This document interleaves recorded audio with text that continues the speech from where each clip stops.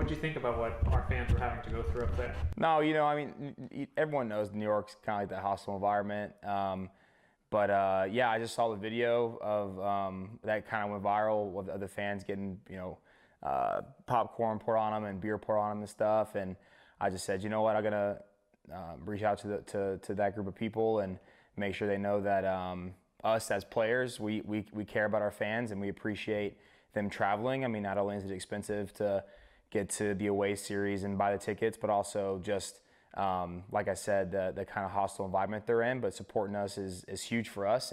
It gives us life on the road, so I want them to know we appreciate it and make it right a little bit and give them the World Series. How big are fans? You touched on it a little bit there, but how big are fans? How important are they to you guys? Especially, we know how big they are at home. Yeah. But especially when you're out on the road and you want to win a couple games on the road. It's been crazy. I mean, there's been some times, even during the regular season. I mean, we'll go to Seattle and we'll go to Boston and a lot of these really big, prominent cities that have a pretty strong fan base, and there's orange and blue all over the stadium. I mean, when we go to Arlington, I mean, there's Astros fans through and through there. We get the Astros chants going sometimes, and that just gives us life, man. It really just knows how supported we are, and we appreciate that. So I think that there are so many fans out there that support us, and I know that there's so many fans that have their individual experiences. These are just the ones I saw, and the tickets that I was able to reach out and get to these individuals. So I asked you this before we started rolling, but walk us through how many tickets in total you were able to give out to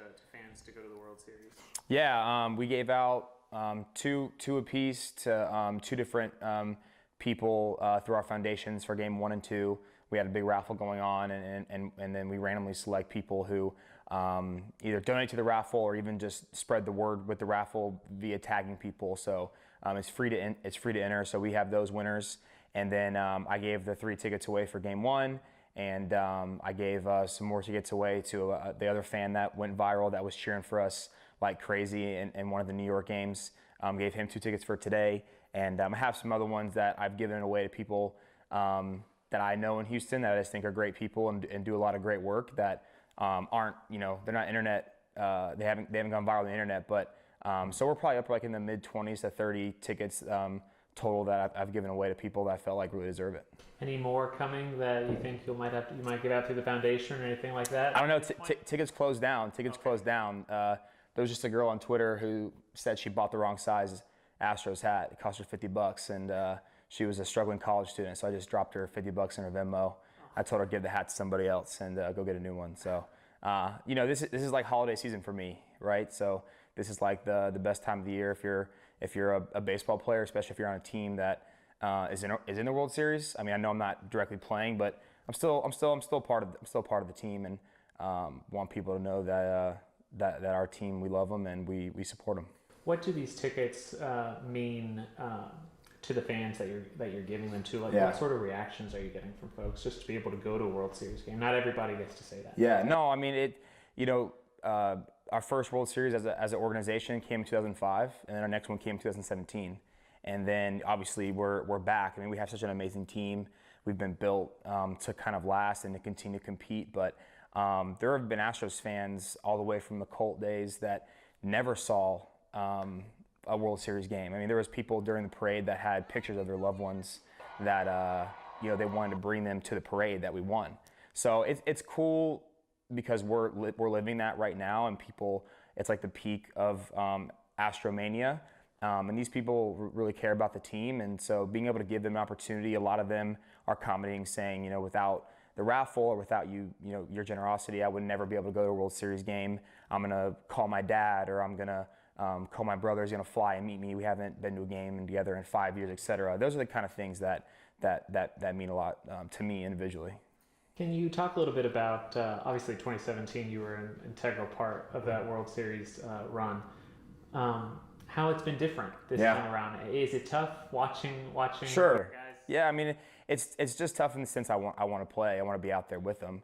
I mean, but I'm kind of on my own little journey here as I rehab back. But I think just like in life in general, like if you can't, be going through your own kind of struggles or, story, but still be happy for the ones that are close to you. I mean, you got your lines mixed up. So of course I'm, disappointed that I can't be out there, but it's not anything because it's just because I want to be there so bad. But I'm still so happy for the team, and I got to go to a couple of the Rays games during the ALDS, and then obviously I was watching from afar while I was in Florida during the CS. But I'm super happy. I'll be here for 1 and 2, and then hopefully it doesn't even get that far. But if it does, I plan to be here for 6 and 7 as well.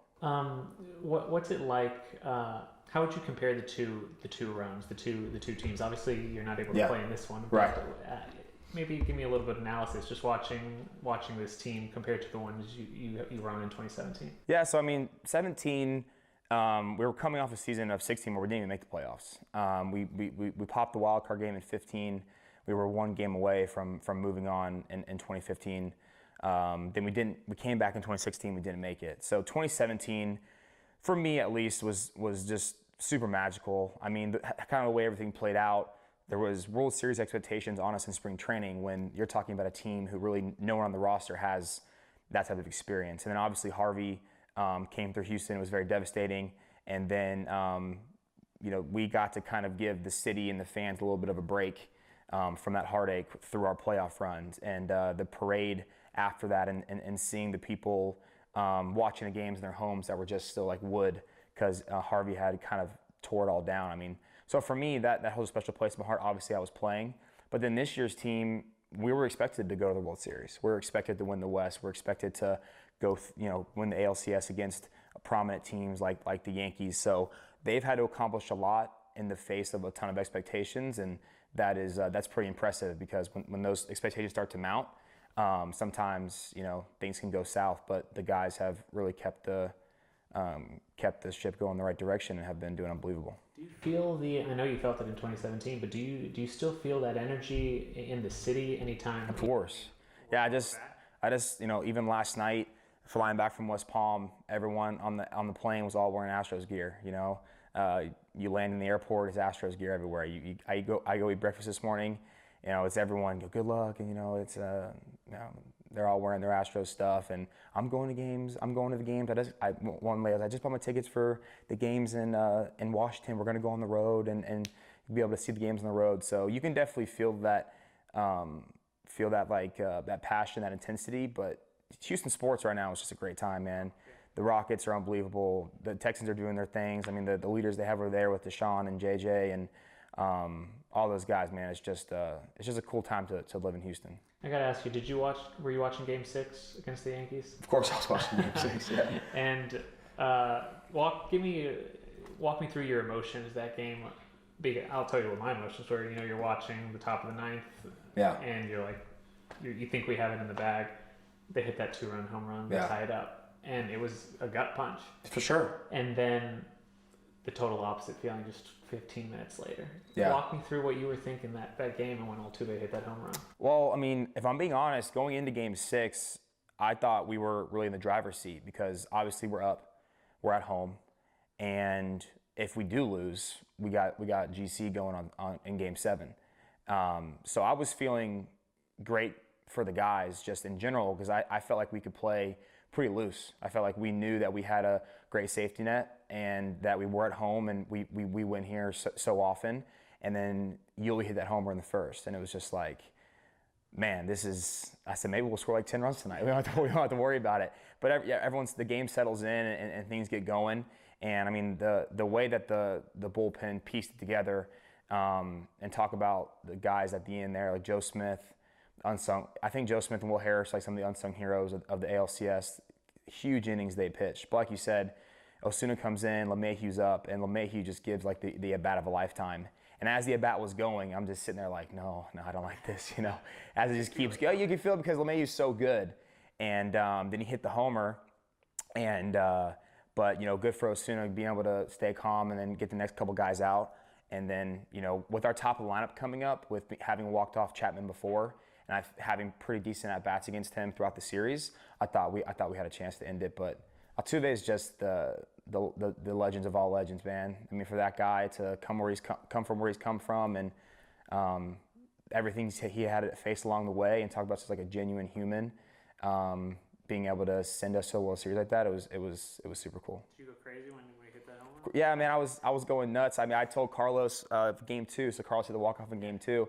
And my I was watching the game. It was delayed, and so my wife was here and she was watching it, and she's calling me while Carlos is hitting, and I was like, something big's about to happen. And he hit it, and it was probably like 1:30 in the morning at that time in Florida. And I thought for sure I was going to get some noise complaints because I was going nuts. I mean, the whole series, I'm going up and down with everybody else. It's just I'm just by myself in a hotel room, you know. So it was good though. It was amazing series. Yankees had a great year, but we played excellent. Last couple questions for you. How bad, you touched on it earlier, but how bad do you want to get back out there and looking forward to next season? Hopefully, you know, you'll have a ring too. Of course, yeah. It's just one of those things where, you know, last year when I was diagnosed with the torn ligament in my elbow, it was August, and I kind of had that decision to make. It was like, do I get surgery now, and on a 12 to 13 month timetable, you know, roll the dice and try to make it back to pitch out of the bullpen in next year's playoffs, or do I try to do the rehab, push the surgery off, and then just try to gut it out in the playoffs and pitch in the playoffs? And I felt at the time, I still feel this way, that I had like almost like a responsibility to the other guys on the team that were dealing with stuff like Altuve and other guys to, you know, gut it out and finish that season with that group. Because I knew more than likely that group was getting a little bit dismantled. I knew Mac was probably going to leave, Dallas was probably going to go, Marwin and Charlie. So those are all super close friends of mine. I really wanted to finish out with them. So maybe a little buyer's remorse right now, because maybe I'm thinking I could have been back with the way everything's been gone, has gone in my rehab. But I'm more just happy for the guys playing and how well they're playing more than anything. So I'll just be happy to be cheering my head off tonight. Right. Anything else I didn't ask you?